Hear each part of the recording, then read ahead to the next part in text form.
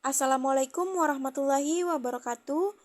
Pada kesempatan kali ini, saya Meliana dan teman saya Ervin akan menjelaskan materi tentang Bai Murabahah di mata kuliah Manajemen Koperasi Jasa Keuangan Syariah dan Retail.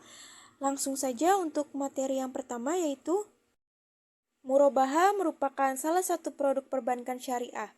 Murabahah adalah jual beli barang pada harga asal dengan tambahan keuntungan yang disepakati antara pihak penjual dan pembeli. Dalam kontrak murabahah, penjual harus memberitahukan harga produk yang ia beli dan menentukan suatu tingkat keuntungan sebagai tambahannya. Adapun pengertian bai murabahah adalah jual beli barang pada harga asal dengan tambahan keuntungan yang disepakati. Dalam bai al-murabahah, penjual harus memberitahu harga produk yang ia beli dan menentukan suatu tingkat keuntungan sebagai tambahannya. Misalnya, pedagang eceran membeli komputer dari grosir dengan harga 10 juta. Kemudian ia menambahkan keuntungan sebesar 750.000. Pada umumnya, si pedagang eceran tidak akan mesen dari grosir sebelum ada pesanan dari calon pembeli dan mereka sudah menyepakati tentang lama pembiayaan, besar keuntungan yang akan diambil oleh pedagang eceran, serta besarnya angsuran kalau memang ada dibayar secara angsuran. Adapun landasan syariahnya, yang pertama ada landasan Al-Quran. Quran Surat Al-Baqarah ayat 275 yang artinya, dan Allah telah menghalalkan jual beli dan mengharamkan riba.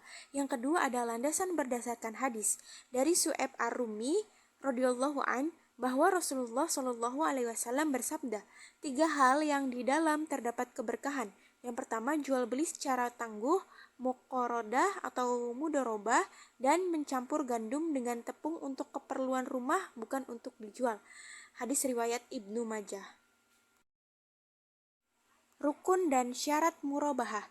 Rukun jual beli menurut mazhab Hanafi adalah ijab dan kabul. Sedangkan menurut jumhur ulama ada 4 rukun, yaitu orang yang menjual, orang yang membeli, sigot, dan barang yang diakadkan. Menurut mazhab Hanafi bahwa ijab adalah menetapkan perbuatan tertentu yang menunjukkan keridoan yang keluar pertama kali dari pembicaraan salah satu dari 2 orang yang mengadakan akad. Sedangkan kabul adalah apa yang diucapkan kedua kali dari pembicaraan salah satu dari kedua belah pihak. Jadi yang dianggap adalah awal munculnya dan yang kedua saja, baik yang berasal dari pihak penjual maupun dari pihak pembeli. Selanjutnya ada syarat murabahah. Murabahah adalah bisnis yang halal dengan segala syarat yang menjadikan jual beli halal dan menjadi haram karena adanya unsur-unsur yang menjadikan jual beli haram. Dan para ulama berdalil atas disyariatkan bentuk bisnis ini dengan hal-hal berikut. Yang pertama, keumuman dalil yang menjelaskan dibolehkannya jual beli dalam skala umum. Yang kedua, ijma kaum muslimin. Karena jual beli ini telah dilakukan oleh kaum muslimin di berbagai negara dan setiap masa. Yang ketiga, karena orang yang tidak memiliki keterampilan berjual beli dapat bergantung kepada orang lain untuk berbisnis dan hatinya tetap merasa tenang. Ia bisa membeli barang dan menjual dengan keuntungan yang logis sesuai kesepakatan. Syarat bai al-murabahah. Yang pertama, penjual memberitahu biaya modal kepada nasabah. Yang kedua, kontrak pertama harus sah sesuai dengan rukun yang ditetapkan. Yang ketiga, kontrak harus bebas dari riba. Yang keempat, penjual harus menjelaskan kepada pembeli bila terjadi cacat atas barang sesudah pembelian. Yang kelima, penjual harus menyampaikan semua hal yang berkaitan dengan pembelian. Misalnya, jika pembelian dilakukan secara utang. Manfaat murabahah. Sesuai dengan sifat bisnis, transaksi bai al-murabahah memiliki beberapa manfaat. Demikian juga risiko yang harus diantisipasi.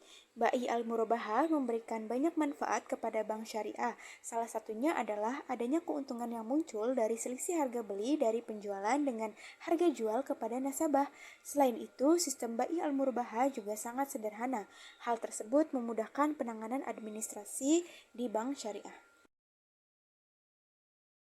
Kesimpulannya, murobaha merupakan sistem akad kerjasama untuk melakukan usaha di mana terdiri dari pihak utama sebagai pengelola modal atau sahibul mal dengan pihak kedua sebagai pengelola modal atau mudrib, yang mana akan ada keuntungan dan kerugian yang dibagi setelah kesepakatan bersama sesudah disepakati. Demikian yang dapat saya sampaikan, kurang lebihnya mohon maaf. Wassalamualaikum warahmatullahi wabarakatuh.